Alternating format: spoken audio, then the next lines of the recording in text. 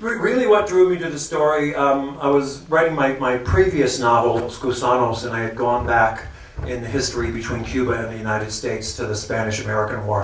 And I kept running into this phrase, Philippine Insurrection or Philippine-American War, and I'd never heard of it. I had cousins who grew up in the Philippines. I knew where it was on the map. I knew a little bit of the modern history of it.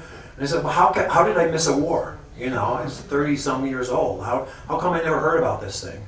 And then started talking to some of my Philippine-American and Filipino friends who said, you know, it wasn't taught in our school either.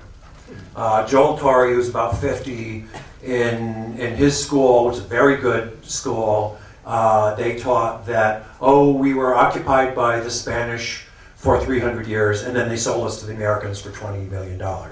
Kind of like a basketball trade, you know. And they left the war out, because who wrote the textbooks? The Americans who came in and took over the educational system. So that, just that vacuum interested me.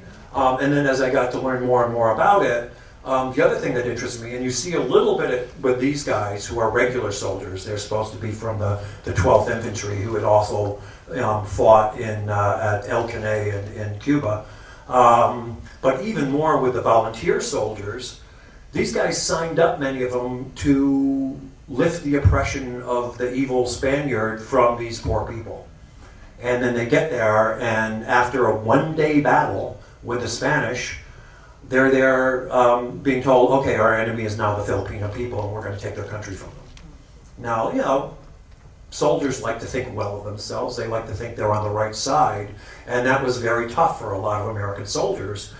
Because, you know, first of all, it's not what I signed up to do, but second of all, I don't think we're doing the right thing. But you're in uniform, you've kind of signed away all your rights, really.